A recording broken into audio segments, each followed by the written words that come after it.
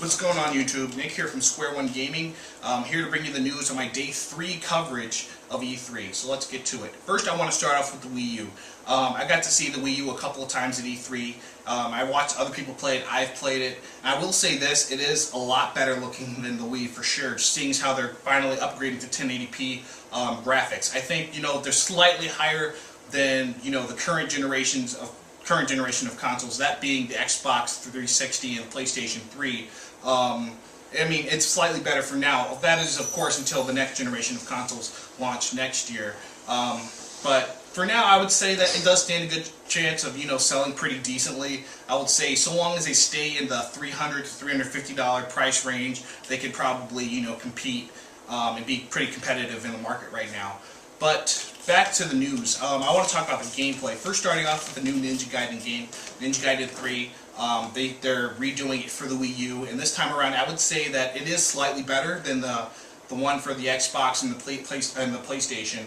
Slightly because I would say the touchscreen, it's added kind of a new type of depth into the game, and by that I mean that you can actually see combinations, moves, lists. You can pick out weapons using the touchpad instead of actually having to pause, looking at what combinations, what does what. And selecting weapons that way. So I will say it kind of makes the game, move a lot faster in that sense. I really don't have much to say on it yet, but hopefully when we do get the game, we'll be able to put up a video review for it, for you guys can see what the game is actually like. Next, I want to go into Capcom. I did get to have hands-on experience with the new Resident Evil 6 game. I'm really looking forward to that. Raccoon City, it really didn't do it for me. I would say that it wasn't like a real Resident Evil game. Too many glitches. It wasn't really intuitive. There was nothing really interesting about the game. It was very short. Some will say that, and it didn't have that depth, that Resident Evil feeling that previous Resident Evil games had. However, I will say this: from playing Resident Evil 6, I have had a pretty good experience with that. I thought it was very fun. Slightly scary. I think I got, good 20 minutes with it, but from what I saw, it does look like a pretty solid Resident Evil game. Hopefully, it'll be better than Resident Evil 5, maybe slightly more scary. I know that there are 3 characters you will be able to play this time. This time you'll be able to play Leon, Chris Redfield, and a 3rd character, so you'll be able to play as 3 people throughout the story campaign, which will hopefully make things more interesting. I'd like to see how they tie in those 3 characters' story into, one big thing for Resident Evil. So hopefully that'll be a good game. And when we do get the game, we can put up a review for you guys to see. Next, I want to talk about Lost Planet 3.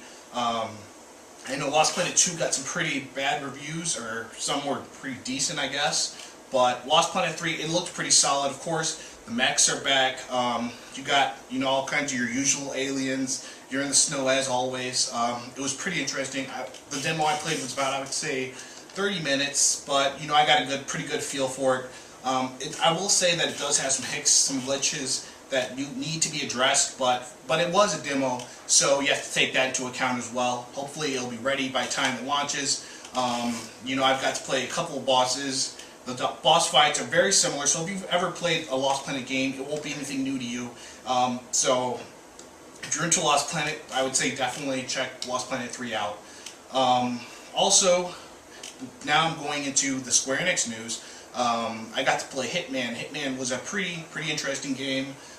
If you're into the whole violent assassin type of thing, I will say, in terms of leading you on into your next objective, it wasn't exactly too clear. Hopefully, when the final product is ready, they'll have a better way of showing you what your next objective is. The demo was pretty average, I would say, but I'm not so sure about the game. Hopefully we'll have a review for you guys to see when the game actually does come out, so you guys can see for yourselves what Square Enix is doing with that game.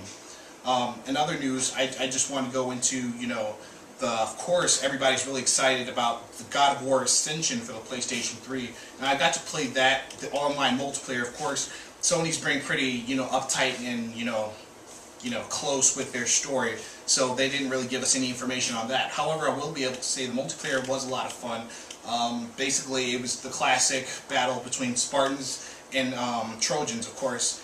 And, it's 4-on-4 multiplayer. It's very territory-based, so you guys pretty much, you try to get as much territory as you can. I will say teamwork is key in some situations. where, you know, I'll just give a short example. For example, at the end of the demo that we played, there was a spear at the very end that could give you 1,000 points and allow you to kill the final boss. So whoever got that, you know, pretty much would, you know, get an extra 1,000 points, and potentially that could be the game clincher for you right there and cause you to win the game. I will say I was pretty lucky, you know.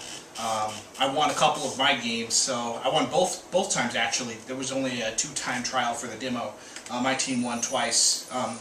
But if you're a God of War fan and you're used to playing God of War games, I will say the controllers are very easy to use. Without, you know, I would say that there's maybe one slight change, and that simply allows you to break out of, you know, your opponent's combo. So if they're continuously slashing you or beating you or whatever, it will allow you, there's a button that you can press that can, you know, allow you to break out of a combination temporarily, but at that time you kind of have to run or probably rely on your teammates to actually help you out in that certain situation.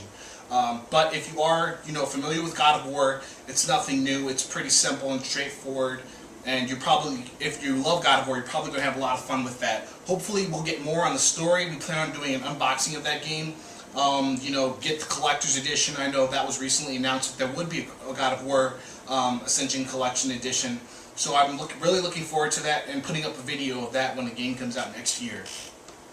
Also, I want to talk a little bit about the PlayStation Vita. I know, you know, there's only been like a couple of games. Sony's talking about how they're going to invest a few, you know, invest in a few more games coming out for PlayStation Vita for this year.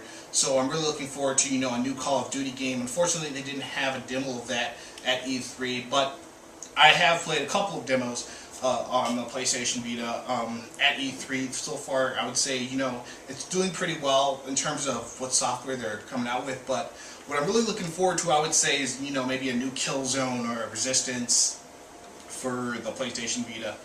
But, you know, what they showed at E3 was pretty decent. They showed like some mini games, nothing, I would say, groundbreaking or something that would make you actually want the console yet.